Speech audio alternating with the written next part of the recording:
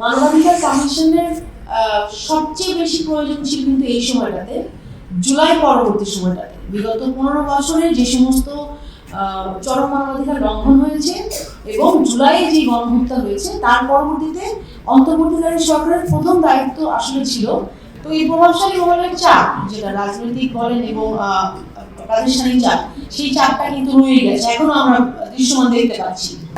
চরম যে নির্মমতার জায়গাটা, সেটা মনে হয় আমাদের মতো যারা ভিকটিম ফ্যামিলিরা তারা অনেকটা সাফার করে এসছে, যেখানে হচ্ছে মানবাধিকার কমিশন নামের যে সংস্থাটা ছিল বাংলাদেশে, আমরা বলছি তাদের কার্যকারিতা ছিল, এমনও তাদের কার্যক্রম ছিল যেটা আসলে আমাদের বিচারের চাওয়ার যে জায়গাটা, সেখানে মাঝে মাঝে বাধাগ্রস্ত করা হয়েছে। যেমন আমি আমার অভিজ্ঞতা থেকে বলতে পারি যে আমি আমার পরিবারের যখন আবেদন করা হয় ইনভেস্টিগেশন করার জন্য, তাদের ভাইকে জিম্মি করা হয়েছে এবং আমার সাথে আরো অনেক যে পরিবার, মানবাধিকার কমিশনের শুধুমাত্র একটা দায়িত্ব ছিল শুধু একটা চিঠি পাঠানো হোম মিনিস্ট্রিতে। এরকম 2014 থেকে 23 পর্যন্ত তারা 25টা চিঠি পাঠিয়েছিলেন, এটা কোনো জবাব বা কোনো কার্যকারিতা ছিল না আসলে। তো ওই চিঠিটা নিয়ে আসলে আমরা কতদূর আগাতে পেরেছিলাম বা এটা আমাদেরকে কতটুকু সহায়ক ছিল, কোনো ইনভেস্টিগেশন সুপারিশও তারা ইভেন করেনি। এরকম মানবাধিকার কমিশনকে আমরা সামনে আরেকটা দেখতে চাচ্ছি কিনা, কারণ মানবাধিকার কমিশনের সবচেয়ে বেশি প্রয়োজন ছিল কিন্তু এই সময়টাতে, জুলাই পরবর্তী সময়টাতে। বিগত 15 বছরে যে সমস্ত চরম মানবাধিকার লঙ্ঘন হয়েছে এবং জুলাই যে গণহত্যা হয়েছে, তার পরবর্তীতে অন্তর্বর্তীকালীন সরকারের প্রথম দায়িত্ব আসলে ছিল পাশাপাশি যে সমস্ত কমিশনগুলো তারা ফর্ম করেছে, inquiry commission for enforcement of evidence, পাশাপাশি মানবাধিকার কমিশনটা গঠন করা, যেটা কিন্তু হয়নি। এক্সট্রিম মশার কয়েল প্ল্যান্ট ফাইবার দিয়ে তৈরি, তাই সহজে ভাঙে না, সুগন্ধিযুক্ত ও নিরবিচ্ছিন্নভাবে জ্বলে। ডেঙ্গু, চিকুনগুনিয়া বাহি সহ যে কোনো মশার বিরুদ্ধে দেয় এক্সট্রিম সুরক্ষা। এবং আমরা আমাদের আপনাকে একটু থামাই, চাপ তাদের কাছে আসলে রয়ে গেছে। আমার মনে হচ্ছে যে চাপটা থেকে আমরা বের হয়ে আসতে পারিনি এখনো।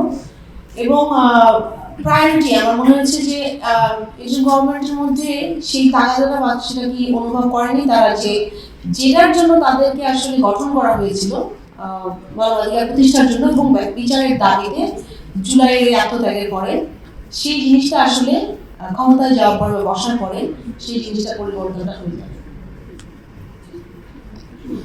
আরেকটা যেটা আমি বলতে চাই যে আমাদের ইনকোয়ারি আর ইনভেস্টিগেশনের ক্ষেত্রে কতটা স্বাধীনতা পাবে আমরা যেই খসড়া আইনটার দ্বারা সামনের মানবাধিকার কমিশনটা গঠন করতে চাচ্ছি। বিকজ আমরা দেখতে পাচ্ছি এখনকার যে ইনকোয়ারি কমিশনটা গঠন করা হয়েছে ঘুমের জন্য, আমাদের জাস্টিস সাহেব আছেন আমাদের সাথে, তারা কিন্তু আনুমানিক 1 বছর কাজ করছেন এবং তাদেরকে কতটুকু এখতিয়ার বা স্বাধীনতা দেওয়া হয়েছে ইনকোয়ারি করার জন্য এবং কোন কোন জায়গায় বাধা প্রাপ্ত হচ্ছে সেটাও কিন্তু আমরা দেখতে পাচ্ছি, যেখানে আসলে জানার পরেও এই মানবাধিকার লঙ্ঘনের সাথে কারা জড়িত ছিল বা তাদের এগেইনস্টে কি অ্যাকশন নেওয়া দরকার সেটা করা সম্ভব হয়নি।